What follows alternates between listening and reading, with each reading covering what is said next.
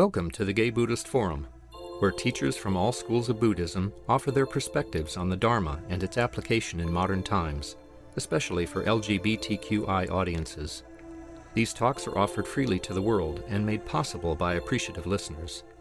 If you would like to support our efforts to share the Dharma with underserved audiences, please visit gaybuddhist.org. There you can donate, find a list of upcoming speakers, or enjoy many hundreds of these recorded talks dating back to 1996. I wanted to speak a little bit about Sangha, so I'll speak a very, very little bit about Sangha. Speak more than a little. Just take a little extra time. Oh, okay. 10,000 years. Well, Seksad also says one instant is 10,000 years. So that's a C5000 stuff. We were talking about the sutras, and that's Dharma. That's the teachings of the Buddha, and so becoming familiar with the sutras is like becoming intimate with the Dharma. It's becoming intimate with the Dharma. And Sangha, it's interesting that the three conditions Buddhism has for practice are the Buddha, the Dharma, and the Sangha. So the Buddha is the Buddha, and in many Buddhist traditions it is your particular teacher. And then the Dharma is the teachings. And then there's also the Sangha is equally important. It's very interesting. The community of practitioners, I call them spiritual friends. And I think, what we've manifested here this weekend is a community of spiritual friends. And it is in that interaction that the wisdom emerges. Wisdom emerges from the interrelationship between all of us. So the questions that people asked more often than not brought up points that I would not have considered. And so I wouldn't have been able to respond to, or other people respond to. So Sangha is the context in which wisdom appears. In one sense, I believe that that's why the Buddha never wrote anything, because the wisdom of the Buddha appeared in relationship to the person who is asking him a question. And so to go home and write something, it's not as well, let me put it to you this way: if your central insight is the interconnectedness of all things, then you want to express that wisdom. The clearest way of expressing that wisdom is in relationship to others. So when you read the sutras, you have this feeling, it's a very social feeling. There are all these people around, and they're asking questions. Some of the questions seem very, very mundane, very mundane.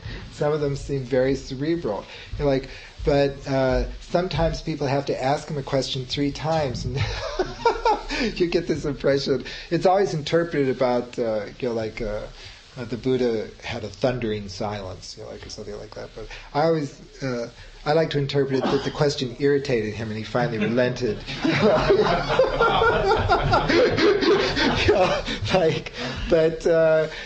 But this is the Sangha.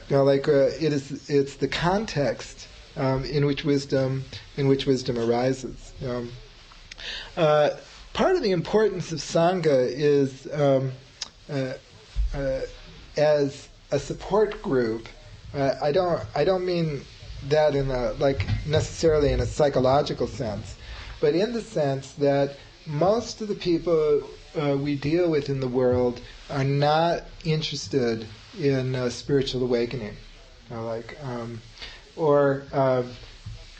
believe that they have awareness of their suffering, but they don't build on that awareness, or that awareness doesn't propel them into seeking a resolution. So, from the perspective of our culture at large, spiritual practice and work is a waste of time. It's just, like people who do that are losers. Like losers in the. I mean, it's like I've said several times. Like if I ran for political office and I listed, like that, like I was a Zen monk for 6 years. Like and like I don't know. I don't think it would. A few votes, but I think I would lose more votes over it than like it's not going to get me a promotion at work. Like and it's a waste of time. From a strictly materialist perspective, it makes no sense. Like so.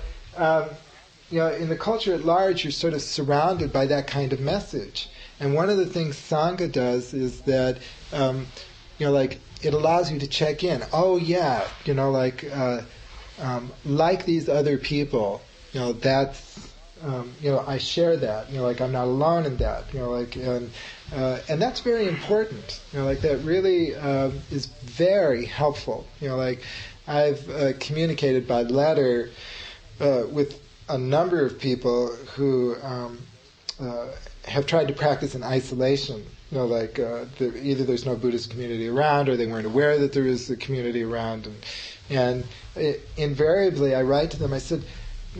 I say what you really need to do is find a community to practice with, and I say even if you can't find a Buddhist community, a spiritual community of some sort, is very very important, because a lot of these feelings that are generated, other people will say, oh yeah, I feel that way too, or like oh yeah, and that recognition decreases one's sense of like isolation, like so. The other thing I've discovered in Sangha is guidance, and not just from the teacher, but from the community, from the Sangha, like that, take a good an example that comes up frequently in Zen meditation, or in the style of meditation that Lama Thubten was talking about. I mentioned it briefly last night, but the fact that the intellect does not understand the effect of meditation until it becomes, like terribly obvious, is often interpreted by the intellect as what I call a dry spell. Like I'm sitting in meditation and nothing is happening. I'm not more compassionate. I'm not wiser. Like I've been doing this for years. Nothing is going on. The third way doesn't work. Right, it doesn't really work anyway. And my back hurts, my knee hurts, and there's a really good movie, tonight at the and then other people in your sangha will say, "Oh yeah, I went through that." I've experienced that. And this is what happens when you get out the other side. That kind of information can be very valuable. Just hearing that someone else has gone through, a dry spell, and that it doesn't last forever, that it changes. And there are lots of very mundane or common experiences that help members of the Sangha with each other, on the spiritual path. I think of Sangha, sometimes I think of it as it's a community of like-minded individuals, but it's not quite a family. It's something else. I'm not. I don't really have a good name for it. But one of the things that emerges is people who have a long-term commitment to a spiritual practice. And they share that long-term commitment with others. There's a growth in intimacy between those practitioners, which is really wonderful.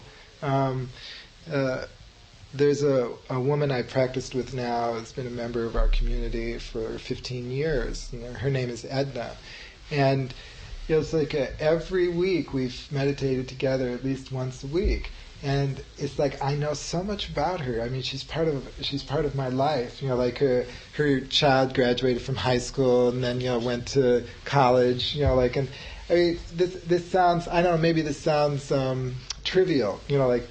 But the arc of her life is now a part of my life. And that happens like in a sangha situation. That's why I was drawing the resemblance to family. In family we know each other for a long period of time, but I think the difference is that, or a part of the difference is a sangha is more self-selected. We seem to be in a situation karmically at this time where our family is more of a problem to overcome than a support along for the journey.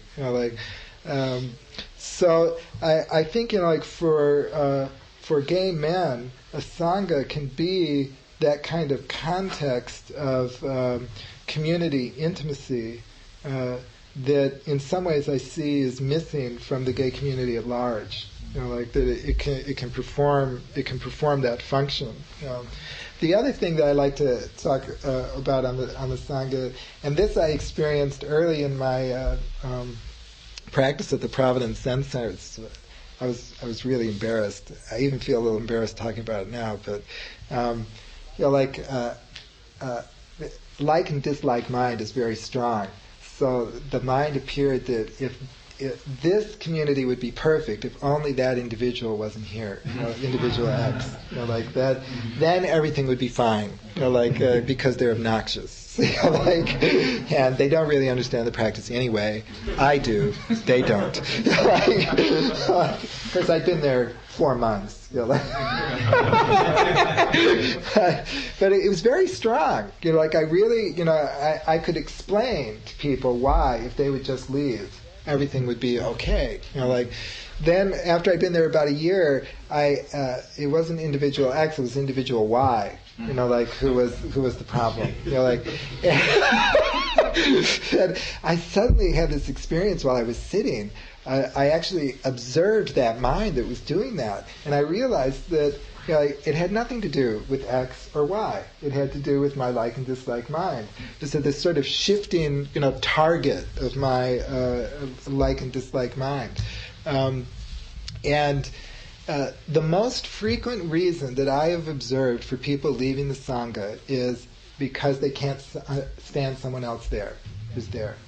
And when they leave, it's like they've abandoned a wonderful opportunity to see that mind, which creates that situation.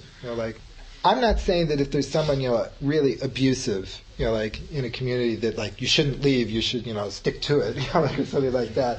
But that's usually not the case. Usually it's like my case, where it's totally arbitrary and meaningless.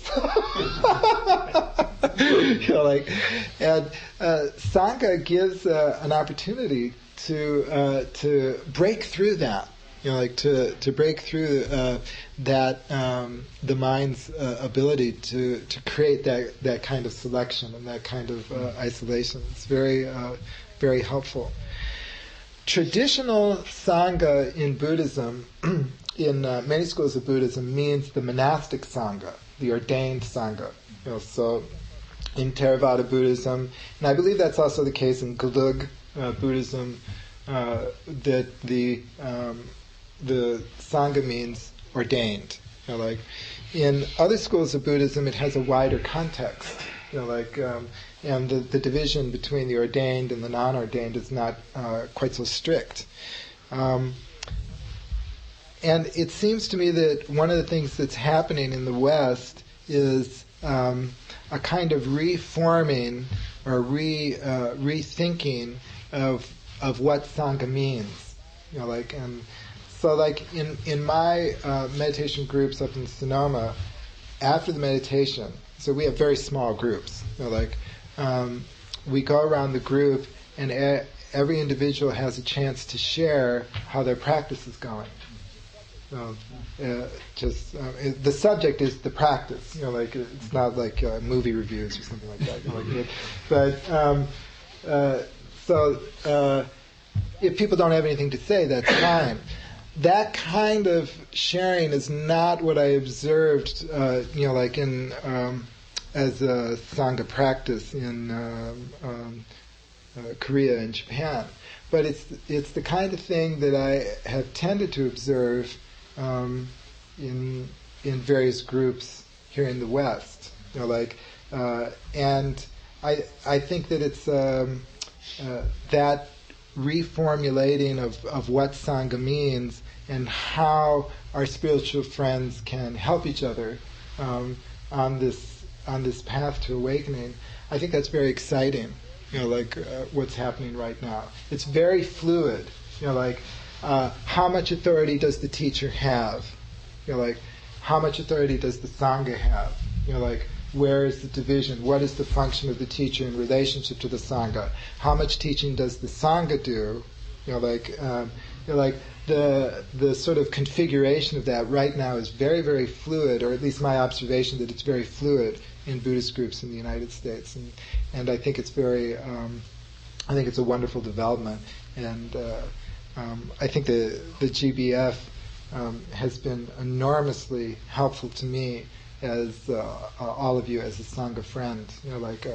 I've learned so much at these retreats and at these talks. I've learned much more than I've ever communicated to any of you. So I'd like to end by expressing my thanks to all of you. Thank you.